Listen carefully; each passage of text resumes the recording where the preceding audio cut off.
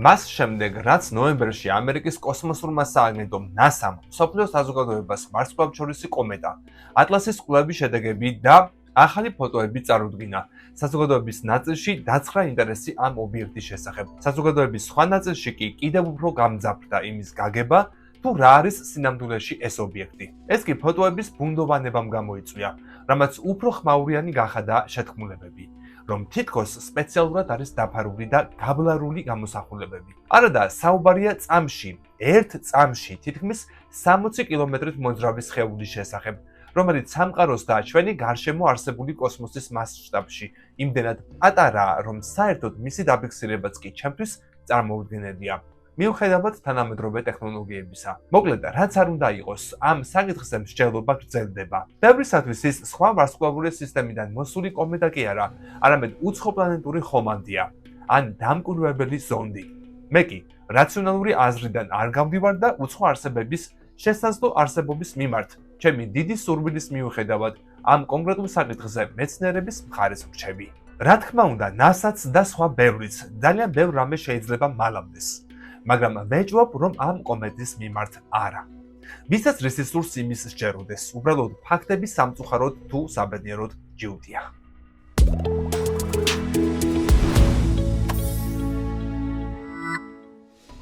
ვიცით, რომ კომეტა დედამიწისკენ ბრუნდება და ის ამ წლის 19 დეკემბერს ჩვენთან ყველაზე ახლოს იქნება, თუმცა რამდენიმე ათეული მილიონი კილომეტრით შორს.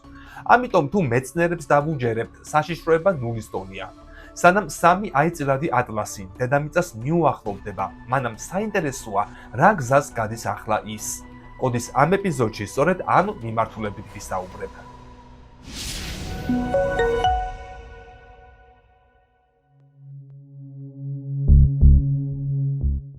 ვარსკვლავთშორისმა ობიექტმა 3 აიწილადი ატლასმა ახლახან ჩაუფრინა ჩვენს მზეს და ამ ახლო შეხვედრამ გამოავლინა რაღაც ახალი ამ კოსმოსური სტუმრის შესახებ, რაც კიდევ უფრო აღრმავებს მისი ჭეშმარიტი ბუნების საიდუმლოს.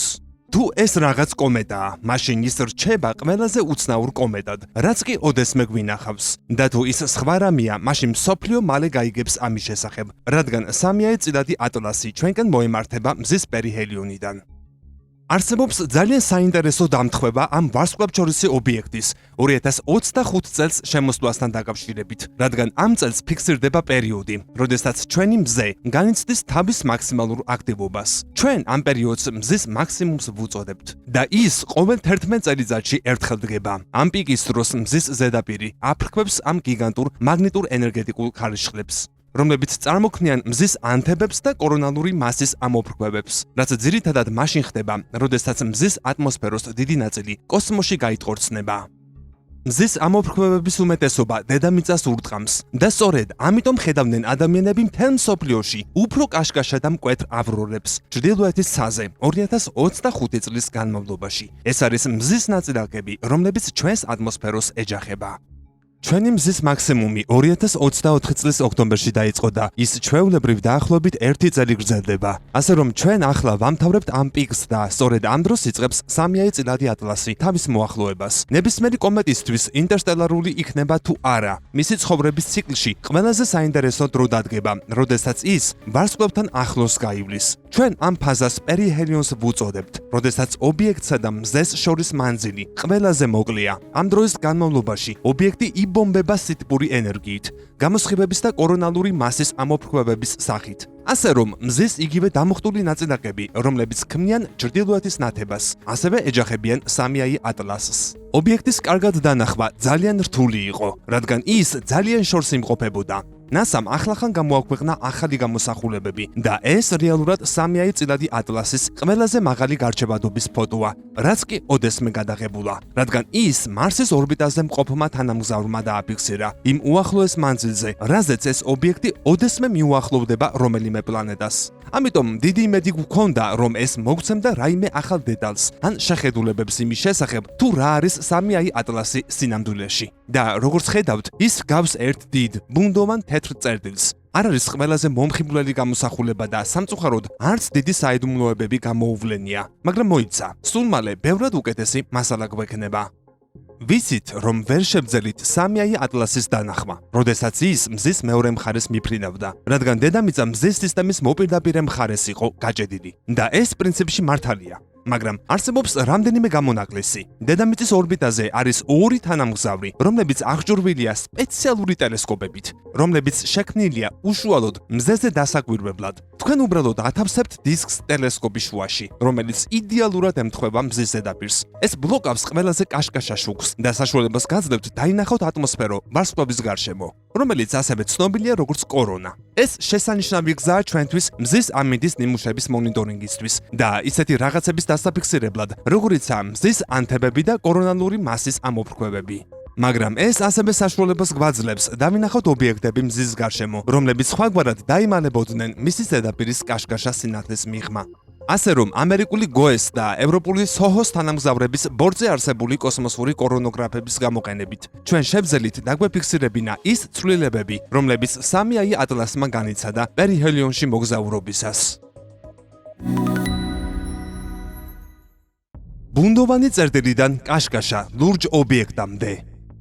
პირველი, რაც მზესთან მიახლოებისას მოხდა, იყო სიკაშკაშის სწრაფი ცვლილება. 3i ატლასმა დაიწყო ნათება. რა თქმა უნდა, ლოგიკური იქნებოდა, რომ ვარსკვლავთან მიახლოებული ობიექტიც უფრო კაშკაშა გამოჩენილიყო, მაგრამ ეს არ იყო უმნიშვნელო ზრდა. ეს იყო ძალიან დრამატული მატება. როდესაც ობიექტი დაახლოებით 400 ჯერ უფრო კაშკაშა გახდა, ვიდრე სულ რამდენიმე დღით ადრე იყო. მზესთან ჩამფრენი ტიპური კომეტის სიკაშკაშე შეიძლება გაიზარდოს სადღაც 10-დან მაქსიმუმ 100 ჯერ, იმის მიხედვით თუ რამდენად ახლოს მიდის.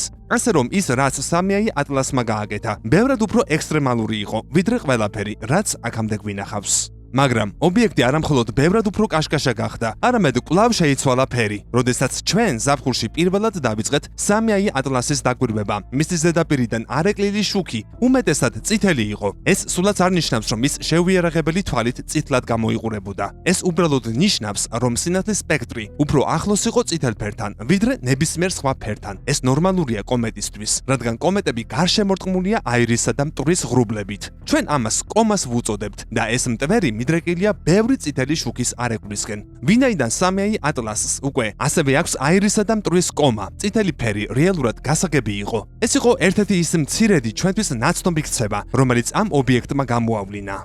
სანამ 3i ატლასი სექტემბრის დასაწყისში მოულოდნელად არ გამწვანდა და ჩვენ ჯერ კიდევ არ ვიცით, რატომ მოხდა ეს. მაგრამ შემდეგ მზესთან მიახლოებისას მან კვლავ შეიცვალა ფერი მწვანედან ლურჯში. ეს საკმაოდ უცნაურია, რადგან ჩვენ როგორც წესი ველოდებით, რომ ბუნებრივი კომეტა უფრო წითელი გახდება, როდესაც მზეს მიუახლოვდება. აქ კი რა გვაქვს? ფერთა მთელი სპექტრი. ხედავთ, რომ მწვანი შუაშია და ჩვენ ველოდით, რომ სინათლე წითელისკენ გადაიხრებოდა. ამ დროს მას მოუწევდა სულ სხვა მიმართულებით წასვლა, რათა ლურჯი ფერისთვის მიაღწია. ახლა, როდესაც ჩვენ გავაერთიანებთ სიკაშკაშის მასიურ ცვლილებას ფერის ძალზე უჩვეულო ცვლილებასთან, გრჩება მხოლოდ რამდენიმე ბუნებრივი ახსნა. ერთი ის არის, რომ 3i ატლასმა მოულოდნელად დაიწყო კაშკაშა ლურჯი გაზის ახალი მასიური ღრუბლის გამოყოფა. ჩვენ ზუსტად არ ვიცით, როგორი აირი შეიძლება იყოს ეს. ნამდვილად არ არის ჩვენთვის ნაცნობი კომეტებისათვის დამახასიათებელი ქცევა, მაგრამ ეს სულაც არ ნიშნავს, რომ ის არაბუნებრივია. შეგახსენებთ, რომ ეს კომეტა სხვა ვარსკვლავური სამყაროდან მოდის, სადაც შესაძლოა განსხვავებული ქიმიური და ფიზიკური შემადგენლობის ციური სხეულები იყოს. მეორე ახსნა იქნებოდა, რომ ეს არის დაშლის მოვლენის დასაწყისი, რომ მზემ რეალურად გაანადგურა 3i ატლასი და ჩვენ ვუყურებთ, როგორ იშლება ის პატარა ნაწილებად. ისევ და ისევ, ეს არ არის უჩვეულო რამ, რაც კომეტას შეიძლება დაემართოს. ბევრი მათგანი იშლება, როდესაც ისინი მოგზაურობენ მზის სისტემის შიდა ნაწილში, მაგრამ ჩვენ ვიცით, რომ ეს ასე არ არის ამ შემთხვევაში, რადგან უკვე ვნახეთ, რომ 3i ატლასი მზის მეორე მხრიდან უვნებლად გამოვიდა.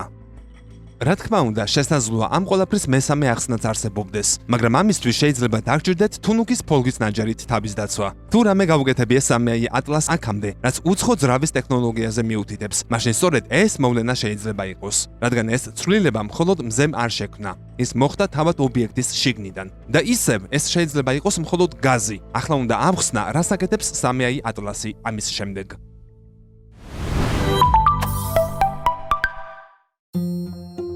არაგრავიტაციული აშხარება. ლურჯის სინათლის კაშკაშა ციმციმის შემდეგ ობიექტი რეალურად იცვლის თავის კურსს. როდესაც სამიაი ატლასი შედის თავის პერიჰელიონში, მზესთან, ის პირველად იწყებს არაგრავიტაციული აჩქარების განცდას, რაც იმას ნიშნავს, რომ ის მოძრაობს საკუთარი სიჩქარით და ეს რაღაც ძალიან სწრაფად მოძრაობს. მზეს მასიური გრავიტაციული ჭა გავლენას მოახდენს ნებისმიერი ობიექტის სიჩქარეზე, რომელიც მას მიუახლოვდება. ჩვენ ეს ვიცით და ეს არის ის, რისი ადვილად პროგნოზირება და გათვალისწინება შეგვიძლია. მაგრამ ნებისმიერი რამ ამ პროგნოზირებული ცვლილების მიღმა მოხდება არაგრავიტაციული აჩქარების, ანუ NGA-ის კატეგორიაში. რაც იმას ნიშნავს, რომ ობიექტს შეუძლია იმოძრაოს უფრო სწრაფად, ნელა, ზევით, ქვევით, დიაგონალურად. მნიშვნელობა არ აქვს, სანამ მოძრაობა მზის გრავიტაციისგან დამოუკიდებელია. ახლა ჩვენ ველოდებოდით, რომ კომეტა განიცდიდა არაგრავიტაციულ აჩქარებას მზესთან პერიჰელიონის დროს. ეს არ არის უცნაური, რადგან მთელი გაზი, რომელიც კომაში გამოიყოფა, მიდრეკილია კომეტის ოდნავ ბიძგებისკენ. ეს ლოგიკურია. მაგრამ როგორც ბევრი რამ, რაც სამიაი ატლასს უკავშირდება, სწორედ ობიექტის მოძრაობის ექსტრემალური ბუნება აქცევს მას არაბუნებრივად გამორჩეულად. მთელი იმ დროის განმავლობაში, რაც ჩვენ სამიაი ატლასს ვაკვირდებოდით, მზის სისტემაში მოგზაურობისას თითქმის ნულოვანი NGA იყო აღმოჩენილი, ანუ არაგრავიტაციული აჩქარება. ის ინარჩუნებდა იდეალურად სწორ კურსს მზესთან მიახლოების მთელი გზის განმავლობაში. ეს არ არის სრულიად ნორმალური, რადგან კომეტების უმეტესობას ოდნავ რყევა ახასიათებთ, რადგან ისინი გამოყოფენ გაზსა და მტვერს თავიანთი კომადან და საბოლოოდ ქმნიან კუდს. შემდეგ, რაც უფრო უახლოვდებიან მზეს, მით უფრო მეტ ცვლილებას განიცდიან მიმართულებაში, რადგან მეტი ნივთიერება გამოიყოფა კოსმოსში. მაგრამ არც ერთ კომეტას არ განუცდია ისეთი დრამატული აჩქარება, როგორც სამიაი ატლასმა. იმ დღეს, როდესაც ეს კომეტა მზესთან ყველაზე ახლო მანძილზე იმყოფებოდა, 29 ოქტომბერს, დაფიქსირდა, რომ ობიექტმა შეცვალა მიმართულება მზიდან 195 კილომეტრის მანძილზე და ეს კავშირი იყო მზესთან შედარებით 60 კილომეტრით აჩქარებასთან. ასე რომ ჩვენ მივიღეთ 200 კილომეტრის საერთო ჯამური NGA დღეში. რას ნიშნავს ეს? ჩვენ შეგვიძლია გამიხსენოთ რიგით მეორე ვარსკვლავთშორისი კომეტა 2i ბორისოვი, რომელიც ყველაზე ახლო შედარება იქნება მსგავსი რამისთვის და ამ ობიექტმა აჩვენა დღეში დაახლოებით 100 კილომეტრი არაგრავიტაციული აჩქარება, რაც სამიაი ატლასის მხოლოდ ნახევარია. ან თუ ავიღებთ მზის სისტემის უფრო ტიპურ კომეტას, როგორიცაა ჰეილ-ბობი, რომელიც კიდევ ერთი დიდი ობიექტი იყო ძლიერი აეროვანი გამოყოფით. სამიაი ატლასის მსგავსად ამ კომეტამ განიცადა სამიაი ატლასისთვის დაფიქსირებული NGA-ის რაოდენობის დაახლოებით მხოლოდ 1%. ასე რომ მზის ზემოქმედებამ სამიაი ატლასი უფრო კაშკაშა, უფრო ლურჯი გახადა და ის უფრო სწრაფად მოძრაობს, ვიდრე ნებისმიერი სხვა კომეტა, რაც კი ოდესმე დაფიქსირებულა. ეს უკვე საკმაოდ უცნაურია. შვიდი გაზის ჭავლი და ანტიკუდი. მაგრამ შემდეგ ეს ხდება. აქ არის სამიაი ატლასის ფოტო, რომელიც გადაღებულია მზესთან მისი უახლოესი შეხვედრიდან სულ რამდენიმე დღეში, 8 ნოემბერს. ხედავთ გაზის ამ რთულ სტრუქტურას, რომელიც ობიექტის ბირთვიდან კოსმოსში იტყორცნება. ის, რასაც აქ ხედავთ შუაში, არის კაშკაშა მანათობელი ჰალო, სამიაი ატლასის გარშემო, რომელიც ვრცელდება დაახლოებით 9 მილიონ კილომეტრზე, ყველა მიმართულებით. მაგრამ შემდეგ ჰალოდან კოსმოსში ბევრად უფრო შორს გადის გაზის მინიმუმ 7 მკაფიო ჭავლი. ეს ჭავლები ძირითადად მზიდან მოშორებით არის მიმართული, მაგრამ ჩვენ მაინც გვაქვს რამდენიმე პატარა ნაწილი, რომლებიც პირდაპირ მზისკენ გაიტყორცნება. ეს უჩვეულოა, რადგან ვიცით, რომ კომეტების უმეტესობა კუდს ქმნის. მაგალითად, ისევ შეგვიძლია გამოვიყენოთ ჰეილ-ბობი, რომელიც ცნობილია თავისი ძალიან დიდი და მკაფიო კუდით. და ხედავთ, რომ ამ ტიპური კომეტის კუდში რეალურად ორი მკაფიო სტრუქტურაა. ერთი ძირითადად მტვერია და მეორე ძირითადად გაზი.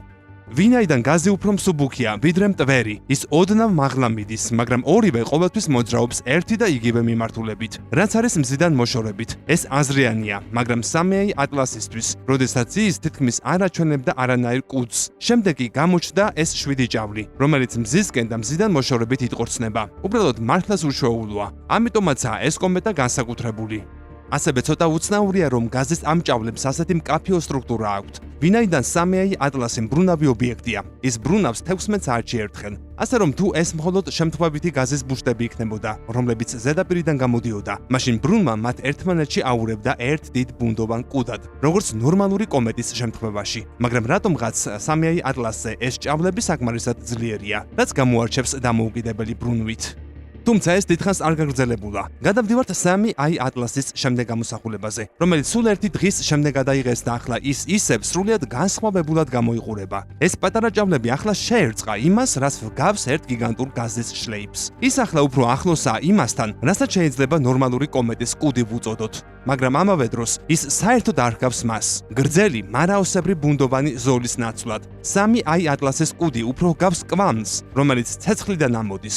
ეს დიდი შლეიფი მზიდან მოშორებით მოძრაობს და გაზომვებით მისი სიგრძე თითქმის 3 მილიონი კილომეტრია, რაც საკმაოდ გიგანტური სტრუქტურაა 24 საათში გამოსაჩენად. ახლა, რაც კიდევ უფრო საინტერესოა, თუ ყურადღებით დააგვირდებით სურათს, არის გაზის მეორე შლეიფი, რომელიც გამოდის დიდი შლეიფის მოპირდაპირე მიმართულებით, ანტიკუდი. მისი სიგრძე დაახლოებით 1 მილიონ კილომეტრს უახლოვდება და ის მზის მიმართულებით მოძრაობს. შეიძლება გახსოვდეთ, რომ 3i Atlas-ის ერთ-ერთი პირველი უცნაური მახასიათებელი, რომელიც ზაფხულში დაფიქსირდა, იყო ანტიკუდის, ანუ მზისკენ მიმართული ემისიის წარმოქმნა, რაც ძალზე უჩვეულოა ნებისმიერი კომეტისთვის. მაგრამ იმ დროს, როდესაც ჩვენ პირველად დავინახეთ ანტიკუდი, ის ჯერ კიდევ საკმაოდ ღრმად იყო მზის სისტემაში, მარსსა და იუპიტერს შორის. ამიტომ ენერგია, რომელსაც ის მზისგან იღებდა, ჯერ კიდევ შედარებით სუსტი იყო. მზე არა მხოლოდ სითბოსა და სინათლეს ქმნის, არამედ ის ასევე აგზავნის რადიაციის ტალღებს მზის სისტემაში. ეს ყველაფერი ერთობლივად მოქმედებს, როგორც მზის ქარი, რომელიც მზიდან მოშორებით უბერავს, და ეს არის ის ზალა, რომელიც როგორც წესი აყალიბებს კომეტის კუდს. მაგრამ ახლა, როდესაც 3i Atlas-ი მოძრაობს მზის სისტემის შიდა ნაწილში, ჯერ კიდევ საკმაოდ ახლოს არის მზესთან უახლოეს მანძილთან და მაინც ვერ ახერხებს ამ შედარებით გიგანტური მზისკენ მიმართული კუდის გამოძევებას. ეს არ არის ისეთი რამ, რასაც ნორმალური კომეტა გააკეთებდა და ის ფაქტი, რომ 3i Atlas-მა მოახერხა ამდენი გაზისა და მტვრის დაკარგვა ამ მრავალ მილიონ კილომეტრიანი ნამსხვრევების შლეიფებში, მაგრამ მაინც მოახერხა უვნებლად დარჩენა და წნების ქვეშ არ დაშლა. ეს გვეუბნება, რომ ეს არის უკიდურესად მასიური ობიექტი.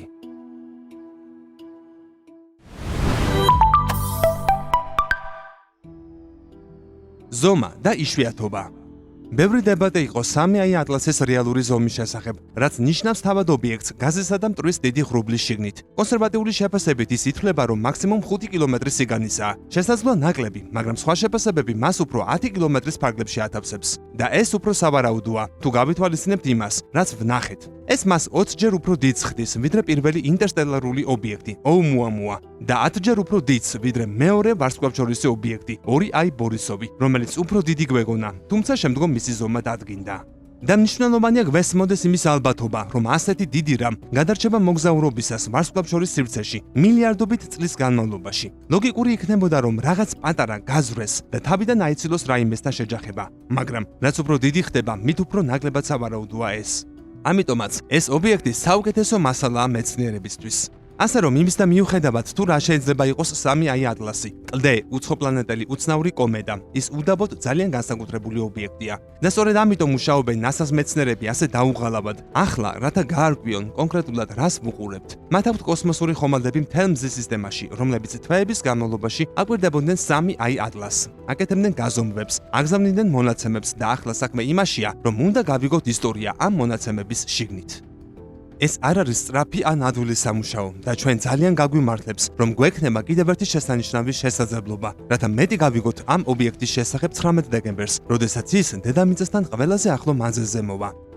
ამ დროს ჩვენი ყველაზე მძლავრი ტელესკოპები, როგორც დედამიწაზე, ასევე კოსმოსში, კვლავ იქნება მიმართული ამ ობიექტზე და არავინ იცის, რას ვიპოვით. ეს ალბათ ის არის, რისი ნახვაც მოგინდებათ.